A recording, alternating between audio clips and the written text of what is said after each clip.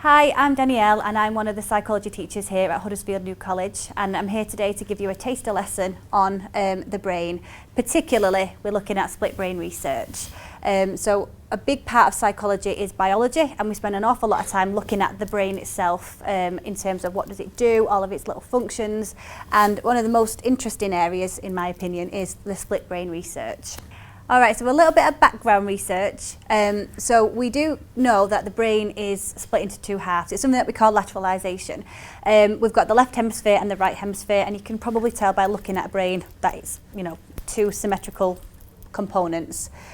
It's connected by a really important part of the body, which is the corpus callosum, and it's a large bundle of fibres which allows the left and the right brain to communicate with each other.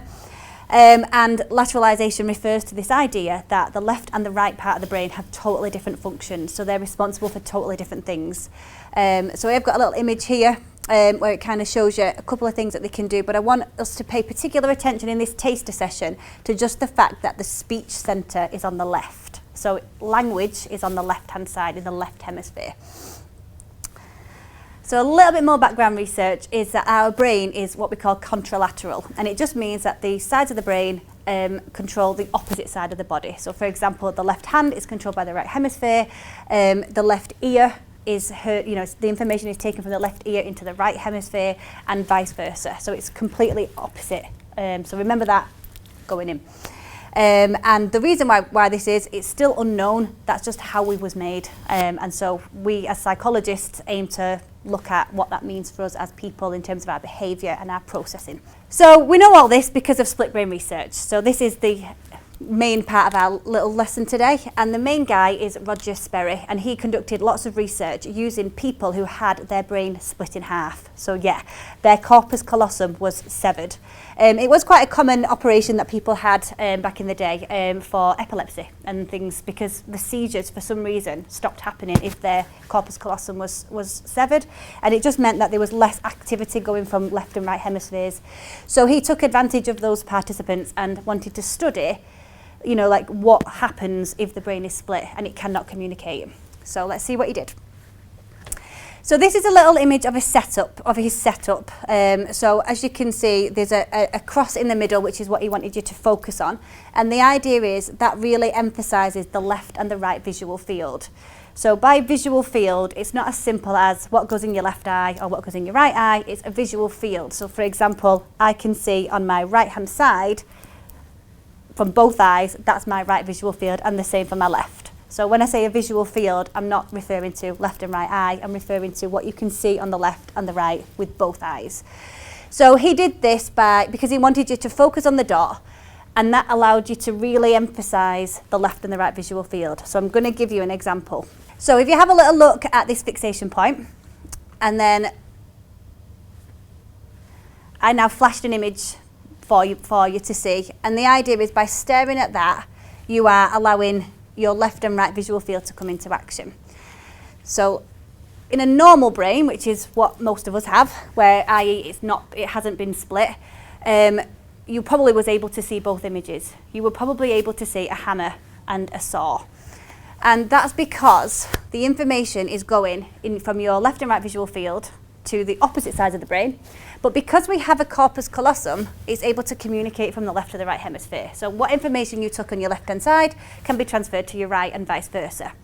So if I was to ask you what you saw, you should be able to say that you saw them both, because the brain is able to communicate like that. So I've just put that into writing there so you can have a little read. So you can see both because the information can pass across the corpus callosum. And now because I'm asking you to say something, the information has to go through your left hemisphere, because left is for language. So easily done. The hammer goes across straight into your left hemisphere because it was flashed into your right visual field, and the saw went into your right hemisphere, but because of the corpus callosum, it transferred the information to the left, which now allows you to say what you saw. Whereas in one of Sperry's participants, they all had split brains, which meant that they didn't have a corpus callosum to allow that communication to transfer.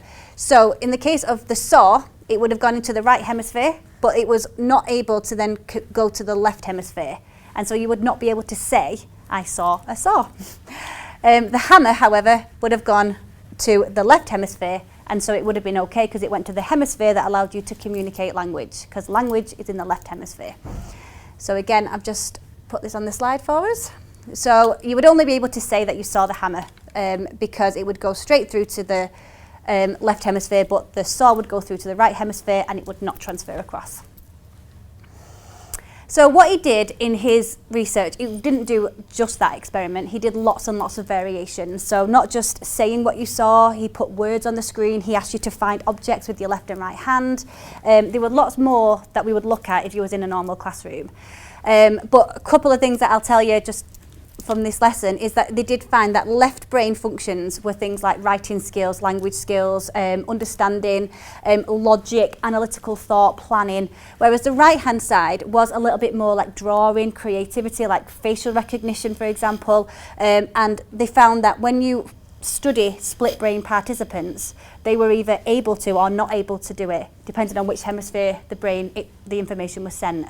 And we wouldn't have known this if we didn't study split brain patients. So in a normal psychology lesson, we would look at theories and we would look at research. So today I've just given you a little snippet of a piece of research that's really, really valuable for us.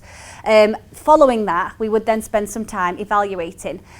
So we might look at the fact that, you know, his participants were quite restricted. So they're only a very small sample from a very small group of people. So can we really say that everybody's brain's like that? Because you're looking at people who had epilepsy and then had their brain severed. So not everybody has that same experience. Did the epilepsy cause the brain to be that way? And therefore we're now studying a group of people who have a very unique brain and then trying to take the findings and apply it to everybody. So that's something that we might discuss. We might look at the fact that you're asking people to isolate their left and right hemisphere. So by looking at a dot, you're really emphasising the left and right hemisphere. But in real life, you just turn your head and you can get information into your left and your right visual field, no bother. So it's a really artificial setup. But at the same time, by doing it in such an artificial way, you are getting, you know, really controlled scientific experimental research, which is really valuable and increases the validity of it. So we do quite like it for that. Another big issue is, and I have popped a link in the description below for this study, and it was a case of somebody called JW, and they were really interesting because they didn't have a left hemisphere, and yet they could talk. So it totally shifts the theory, because I thought language was on the left, and yet we've got people who don't have a left hemisphere who can communicate. So again, research like that would be used to contradict the theory. We would also look at alternative explanations. So there is a theory called equipotentiality, which is the idea that all of the brain is able to do all of the brain activities. And what will happen is they will just make their own paths. So if something is damaged, then your brain is able to rewire itself. And we look into theories about that, and we actually have a full section on that as part of the module, and it's just really, really interesting. That is a little taster from the A-level psychology department, and hope you enjoyed it. Thank you.